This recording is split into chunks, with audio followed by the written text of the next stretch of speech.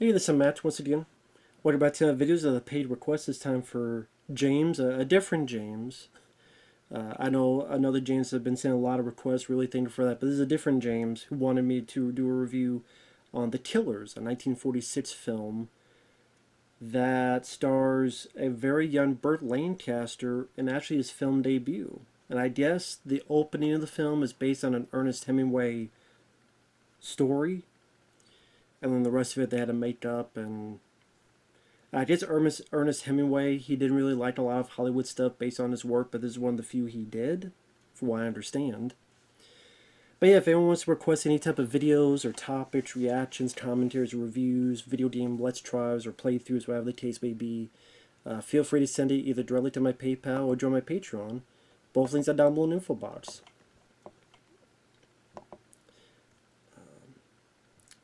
But yeah, it's one of those things where it's a film noir that, I didn't watch film noir stuff back in the day. There just really wasn't an opportunity to do so. That just never came up, those opportunities to watch those kind of movies. And so when that came about in recent years, it is interesting to see kind of a new, we're like a new world of filmmaking in terms of the way they lit the scenes, because back then these movies were done in black and white. So you couldn't use colors to accentuate certain scenes and certain moments, certain moods. You either had black or white, maybe gray. That's it. So in order to maybe get those similar feelings you would get later on, it would have to be with lighting, with shadows, to create a certain sense of mood. And I think for a lot of people that's the appeal of a lot of these film noir movies. I did definitely understand that. I would say overall I didn't mind this film because it's not an action movie, it's not a comedy. I would say, I guess, a mystery, but it's more of, we know how it ends, so you're kind of trying to figure how that came about, what led up to that. Because the opening is you have these two hitmen that go into this diner and they want to kill this guy called the Swede, and not Dolph Lundgren.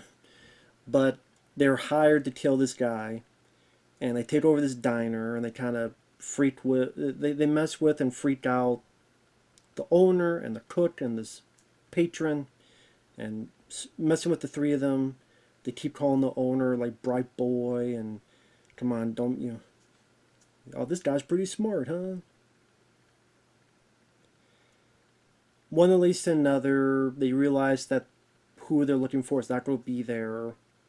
I guess instead of killing them, they decide to do, because they'll make noise and cause a ruckus, they leave. And I like some of the dialogue in this. I like the way the actors portrayed it of the two hitmen, a little bit of sinister edge to them. I like the one guy tells the owner, you know, you got a lot of luck, bright boy. And the other goes, he's right, it's true. You gotta go play the races.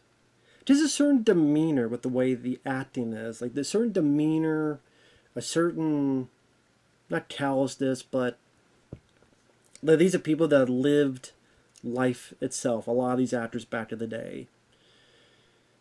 Because they took acting a lot more serious back in the day. I mean, nowadays, any schmuck can get in front of a camera and think they're an actor, which is not the case, because a lot of them aren't.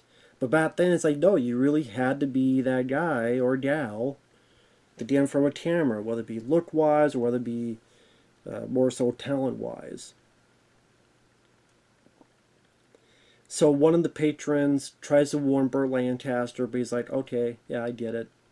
You want me to do anything? Nah, don't worry about it. And pretty much he just lies there as if he's filled with some kind of guilt and lets the two killers kill him. And right then and there, you're left with a bit of intrigue of why did he let this happen? Well, it led up to this. And so you have this life insurance investigator, played by Edmund O'Brien, who has his check to pay this beneficiary like $2,500. But he's also looking into what happened with this guy, what the deal was. So the movie is structured where he's going and interviewing these folks. And as he's interviewing these folks, then we see flashbacks to Burt Lancaster's life, Whether it be he's working at the gas station, he sees someone, and then all of a sudden his demeanor changes, so he knows what the guy is or what he means, but the other guy's like co-worker going, "Hey, you all right?" And Lancaster goes, "Oh, I don't feel well." Or he's interviewing the beneficiary, and she's like, "I don't know why he's giving me this money. I mean, he stayed here for a bit, and this is the room." And she tells the story about how Burt Lancaster just kept repeating, she's gone, and tries to jump out a window, and she stops him, and he's like, crying and messed up. And that leads into him learning more about who he is and what his real name was, and that Burt Lancaster was an ex-boxer, and one night he lost a fight because his right hand was screwed up, and he has his lovely lady as a girlfriend, and he has his buddy who's a policeman, Lieutenant Lubinsky, but he falls to the wrong crowd. He falls in love with this dame, whose name is Kitty. He falls for her and leaves his old girlfriend, and that's pretty much where he signs his death warrant. It's all about the poontang. When you get the wrong poontang, the poontang gets you. Put it that way. He died for the wrong kind of poontang. And honestly, I thought the girlfriend he had was a better looking dame, honestly. Although the other Kitty, she was good looking too, but I'm just saying I think the girlfriend he had looked better. But he went with her, some time passes, and he's with this group, including this big crime boss. His nickname was like Big Jim or something. Something like that. Colfax. His last name was Colfax. And one thing leads to another, and the lieutenant finds out in this restaurant that there's some stolen jewelry actually in the soup, and there's Kitty. She had a hand in it. But Burt Lancaster takes the fall for her because he's madly in love with her. He even punches his former friend. He gets arrested in prison. He's wondering why she hasn't called. Gets out. She's with the head bad guy, Colfax. Then it leads to him wanting to help her and wanting to be a part of her life, so he decides to help rob this payroll, which then leads into they get the money, but then she said, "Hey, they're going to turn on you," so then he gets the money from them, but then you find out that she's a turncoat. So it's this kind of up and down twist of figuring out like what's going to happen next as this guy, Edmund O'Brien, is investigating and going from place to place. And I got into the story. I got into it because I thought the acting was well done. I thought it kept at a pretty good pace. I don't think it was that boring. I appreciate the lighting. That was probably typical and normal in 1946, but nowadays, when you don't see that type of filmmaking anymore, when you look back, it just makes it much more wondrous. Like, there's a funeral outside where they look at the grave, and just the way the backdrops are, and the way people are positioned, it makes it, even though I don't know, the set probably cost 35 cents, it may seem a bit more, not bigger, but more defined event. Just the way the lighting was. I don't know, just like a lot of things. Like there's a bit where the investigators has a gun on this guy. Yes, named Dum Dum. D-U-M, Dum Dum. But the way like the light kind of cascades on half of the investigator's face, and I appreciate that kind of filmmaking. Like I said, you don't really see that stuff anymore.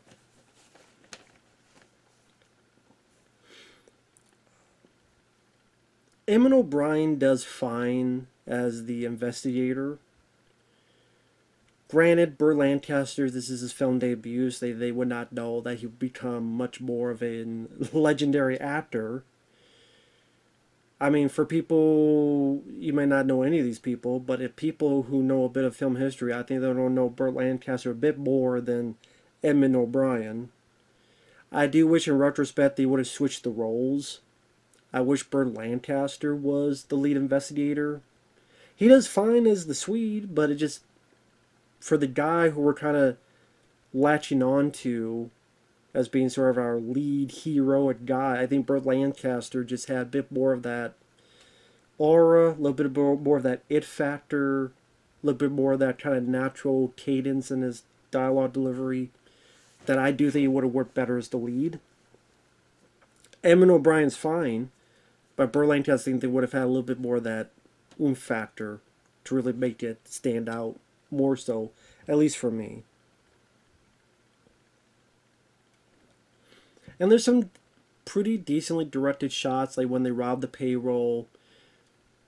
It goes from them entering with the line of people, and the camera doesn't cut, and then they walk up, and then you see through the window they're robbing the place, and then the camera pulls back, and they escape, and then they're following this car, and they're behind this car, then on the side of this car, then they get to their cars, they all escape.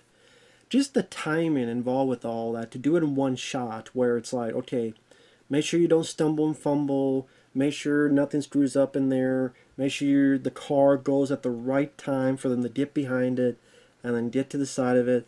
Then when you get in your cars, make sure you don't crash into each other in all these cars as the camera's on a crane or whatever is going up to see them all take their turns and get away. There's definitely some timing to be put into that to make it all look like it was all done in one shot, in one take. I think that's the only scene that happens in, but that's still pretty effective. I give credit to that, when they have a lot less resources in 1946 than they do today.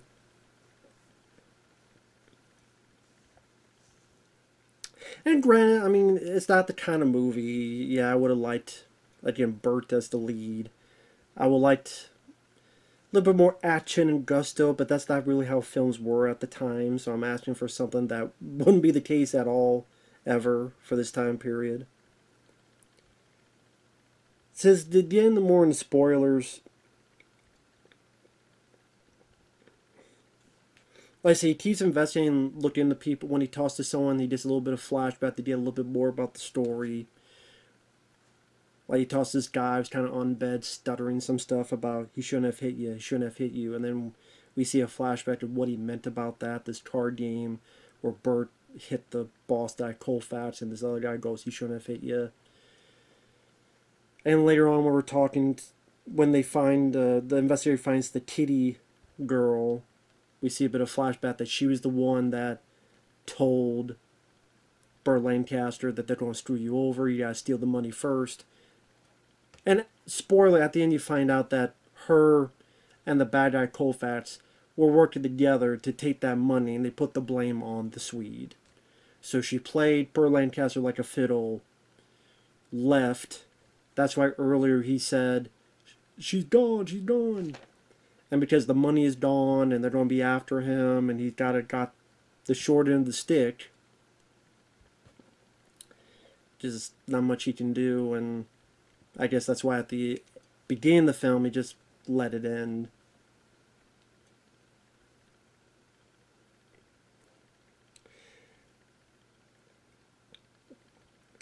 But yeah, I mean, like I said, I like the payroll scene, the fact it was done in one take. I like the scene when the investigators are looking into Burt Lancaster's one of his former rooms, and he hears noise and he's looking in.